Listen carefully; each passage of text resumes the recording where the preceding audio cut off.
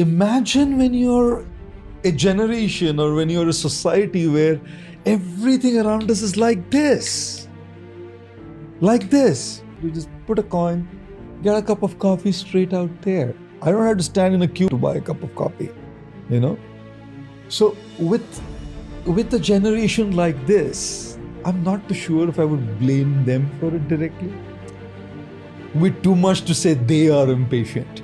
It's the concrete jungle that's causing these things. It's a concrete jungle of everything being like this at the, getting to you in a jiffy. That probably is also very strongly responsible for lack of patience. In fact, it's not just about the youngsters. Even if you look at the elder generation, they've lost the virtue of patience that they've had normally, because they also are into this kind of a setting now. Many of them are losing it. They had it for years. But now it's all become so easy that if they don't get their pizza on time, they will yell at the waiter.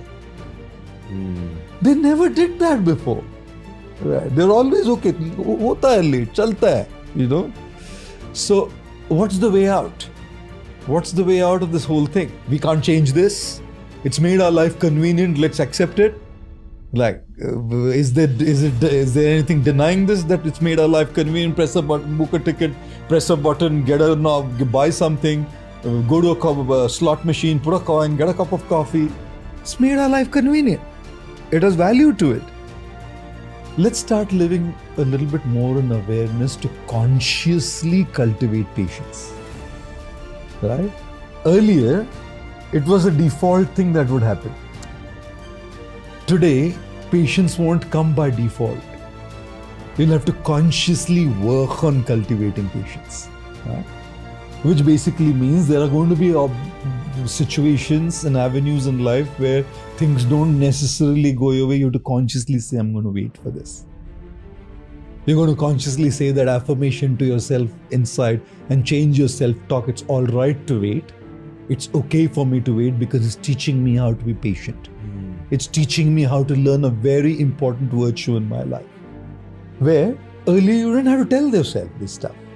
You could just get it easily. Why do you think affirmations work so much now? Because what used to happen by default has to be consciously done now. What's affirmations? Consciously telling yourself. But earlier that wasn't the case. It was by default. So which is why in the world today, any virtue that we need to cultivate, in particular patience, because that's the point in question, I think we are going to have to do it in a conscious state, choosing to do it, being completely aware of it.